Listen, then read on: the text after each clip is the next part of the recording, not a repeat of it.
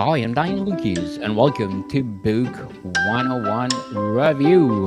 Book 101 is all about the books that I read for the last 40 years. And today I have my special guest. She's the author of the book Trusted to Thrive, no other than Miss Mary Claire Rose. Welcome to Book 101, Miss Marie Claire. And can you please introduce more about yourself? Thank you, Daniel. I am a leadership coach and I help leaders build trust in their teams, whether it's executive leaders or even new leaders. And I do keynotes on trust and leadership. I have a 12-month leadership development program called Tribe of Trusted Leaders. And I also write a lot about leadership on my blog and in magazines, and of course in my book, Trusted to Thrive. Yes. So, Miss Mary Claire Rose, thank you so much for sharing your talents to the world. So, yes, yes. We have a lot of That's crowds. brilliant. Yes, they're so lively. So, Miss Claire, in your is this your latest book or debut book? Oh, it's my latest book and it's my second book. I wrote another one, Transform Your Safety Communication. Okay, that'd be awesome. Trusted to thrive. How does uh the foundation to team of success in trusted to thrive? Yeah, well, one of the things that I unpack in the book is the integrated trust building system. And so, what's really interesting, if we look at the research and the neuroscience, there are actually three things that our brain needs to feel trust in a situation. And it's to do, and these are the three things that leaders need to focus on to really help their employees, you know, contribute at their highest level. And so the three things are fostering safety, building connection, and stepping into a meaningful future. So in the book, I unpack those three things, how they work together, how they intersect, what leaders need to do, and really provide an easy to follow playbook for leaders to lead in this really uncertain time, particularly also with hybrid workforces and with a lot of change. And so these techniques are really developed to help people feel more secure and trust the situation, even when things are changing all around them. So, Miss Mary Claire, how can leaders establish trust within their teams, especially in remote or hybrid work environments? Yeah, well, one of the most important things to understand is that as human beings, we are wired to to constantly be scanning the environment that we're in to make sure that we're safe. And so we are really doing what we can to reduce interpersonal risk. That's what it's called. So interpersonal risk is making sure, making sure that we're not going to get into trouble or someone's going to kick us out of our job because we've done or said the wrong thing. And so, as human beings, without even realizing it, we're actually scanning the environment every millisecond, and we're asking questions such as, is it safe to be myself? Do these people like me? Do I like this work? Do I have a future with this team? And so it's very important for leaders to understand that people have these fears. You see them very much when you have a new starter. Daniel, when you started a new job, how did you feel safe in that job? Or, how long do you think it took you to actually feel safe around the people you were working with? Probably 1 year. Yeah, some people can Yeah. take a long time. Yes. Yeah, it can be Definitely. quite frightening when you start a new job. And of course, new people who've never worked before, the Gen Z that are coming in, they're quite scared. And that's totally normal. And so, as leaders, what we want to do is we want to create an environment where we really take the time to understand the people in our team and create that thriving team culture that works for everyone. And, to be honest, it takes time. We have to really work with people to create that team culture. But when we focus on the team culture, it doesn't matter where we work or how often we see each other, but when we really focus on creating a really wonderful team culture, it's almost magical the results that we can achieve. What are the key characteristics of a connected team and as described in Trusted to Thrive? That's a really good question. I did a lot of research on connection and that sense of belonging because as human beings, we really need to feel connected to each other. We're not going to thrive in a team if we don't feel people want us there. So that sense of belonging, really important for our well-being. There's some really great research that shows, when people feel that sense of belonging, they're more likely to stay in the organization, have better well-being outcomes, and all those lovely things that we love as human beings. But what I found in my research, because I did quite a lot of research within organizations, is that connection has another meaning. So we need to be connected to the people, but we also need to feel connected to the work we are doing. And by that, what I mean is, if you imagine, being a leader is really like helping people see the vision of the jigsaw and how they are, how their individual piece connects to everything else around them. So, we often, when we start a job, we sort of think the work is about us, but we really need to understand how all the pieces, parts, projects, priorities, products all fit together and how they're all interrelated. So a leader's job is in some ways to help people understand how their work makes a difference to others, the meaningfulness of work. And it's really about connecting people to what's important to them, to what's important for everyone else. So that means helping people understand how their work benefits others. And what I found is that it's quite a few layers. It's, how the work helps you, the leader, how the work helps them, the individual, how the work helps their team members, how the work helps the team overall, how the work helps other teams, how the work helps customers. The list goes on, but the more we can help people understand that, the better they feel, the more engaged they are, and the more likely they are to work at a higher level. Meaningfulness as human beings is so important. We often don't get the meaning of the work we're doing when we're doing it. When something's really hard, Yes.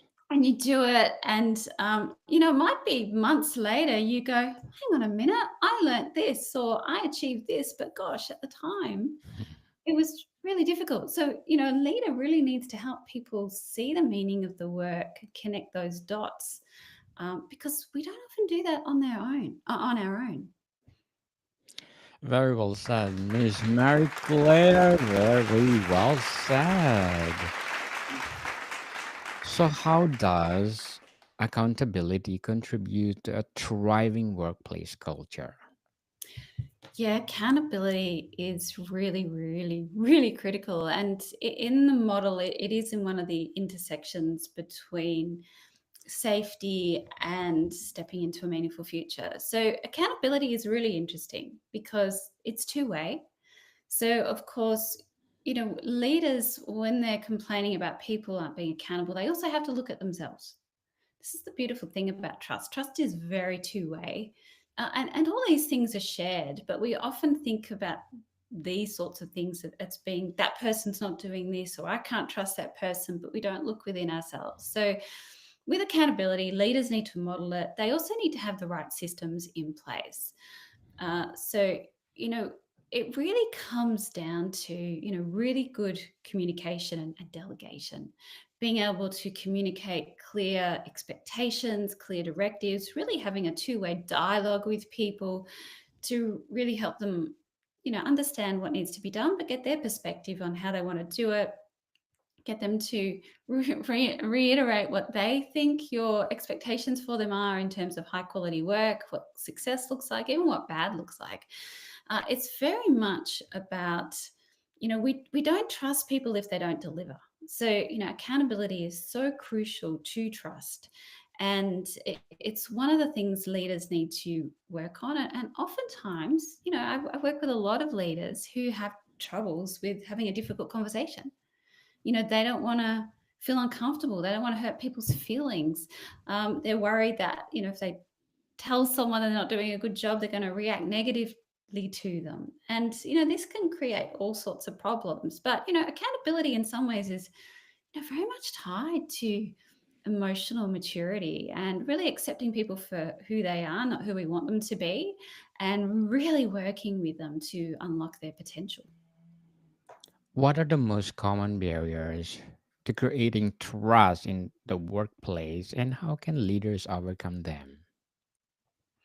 Yeah, that's a really good question. And what I've found is that there are several barriers. So the first one is that it's assumed. So leaders think, well, I'm the leader. Of course, people trust me.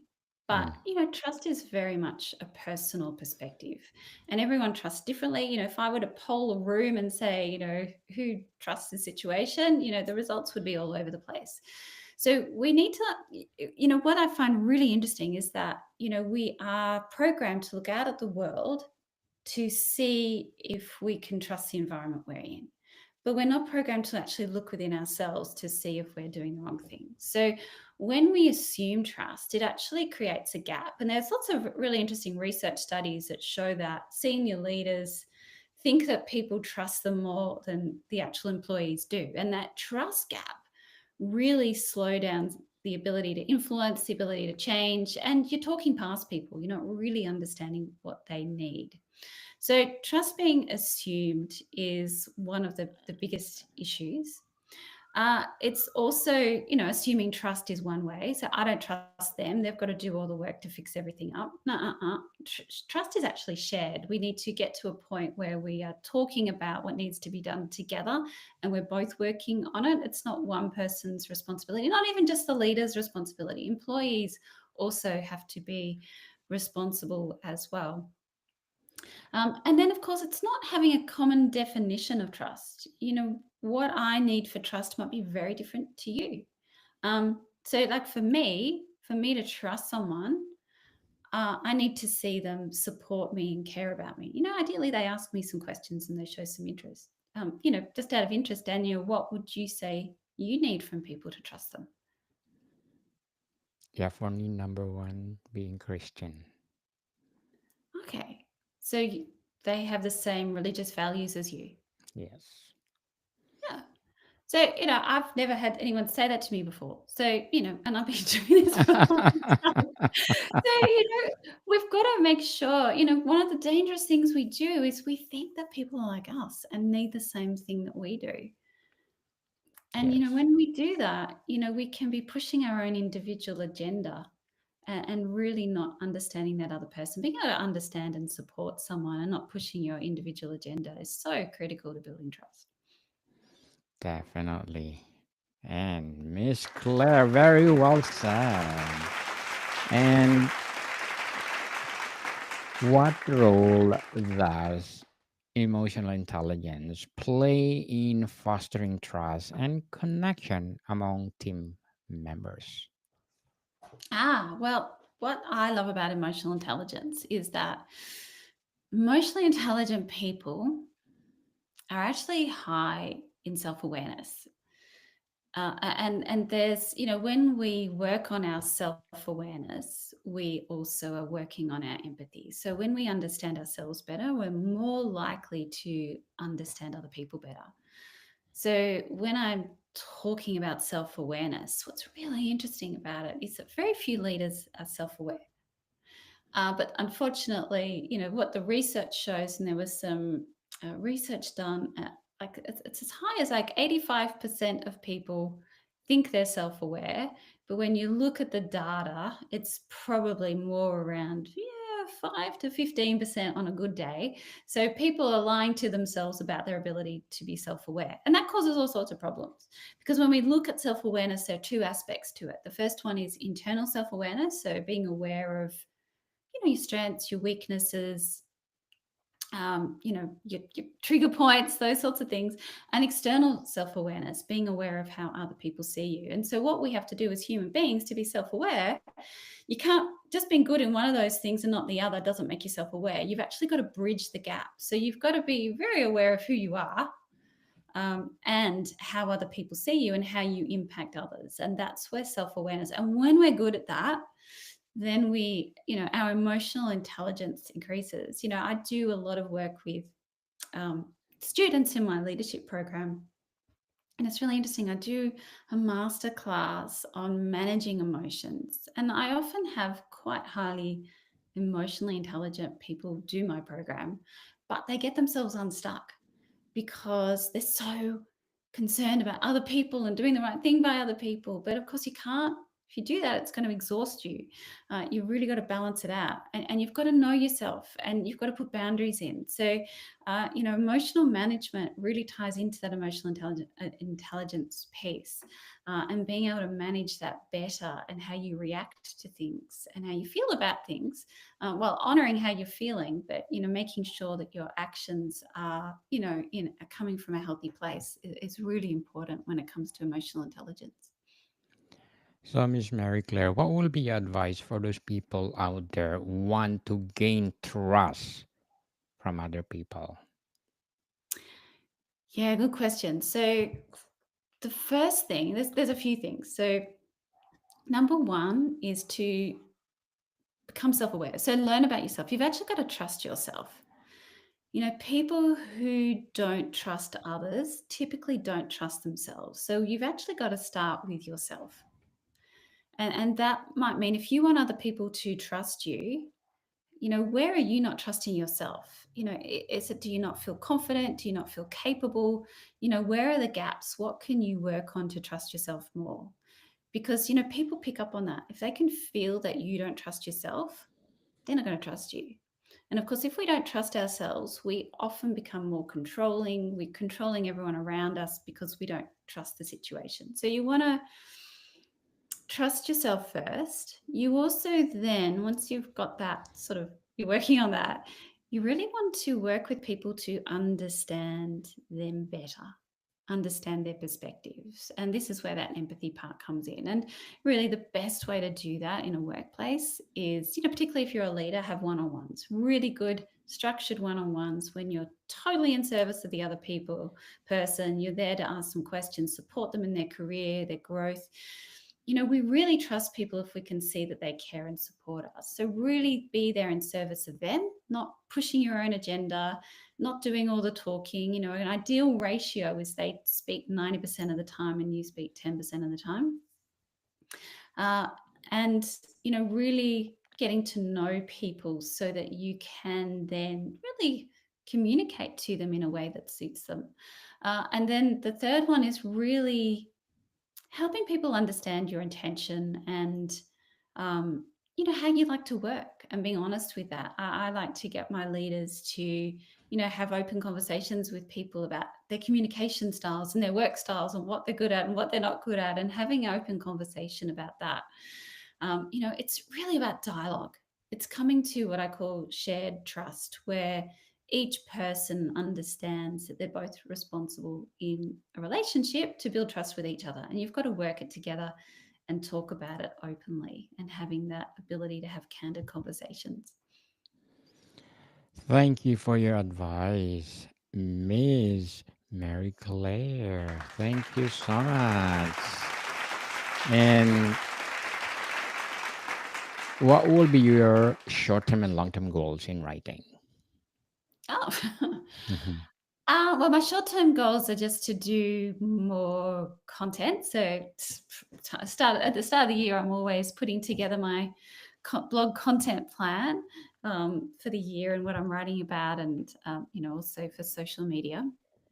Long term, look, I do have another book sort of in the ethers, but it would be more around helping senior leadership teams. So, of course, that involves me doing more research. So, it's always a long term project. It's not something that happens overnight. Definitely takes time. So, Miss Mary Claire, Good luck to your goals. And how can leaders rebuild trust if it has been broken within a team? Yeah, it's really hard. I'm not going to just sugarcoat it. It takes a lot of work to turn trust around when it's broken, to repair it. So, what we want to do is make sure we're leading in a way where that doesn't happen, because it's very costly and exhausting to fix. But, one of the things that we can do, and this takes an emotionally mature leader, is to, have a one on one, a face to face session privately, where you just openly discuss, this is what's happened, this is what I've done wrong. All right, this is, I want to fix it. I want to work with you because of this. I value your opinion. I value working, give them some, positives about, working together that are true. And then, work towards fixing that and how they want to do that or what they need. And sometimes, some people will be honest and say, hey, I'm never going to trust you. That's the end of our relationship. Some people you can't build trust with. They might be high on the narcissistic scale and they can never be trusted. And others will be open to it, and you can build a relationship from there. But it really does require being, honest, really looking within yourself at what you could do better, and not blaming. Because as soon as we start blaming and thinking it's all the other person's fault, people arc up on that, and you'll get nowhere. Yes, stop blaming other people. Take responsibility. So, to wrap up our discussion today, Ms. Mary Claire, how long term impacts can leaders expect from implementing the practice outlined in Trusted to Thrive? Yeah, there are so many. So, the impact of trust on business performance is actually really huge. So, there was a study by Imperative Research that found that high trust cultures have 2.5 times the revenue generation of low trust cultures.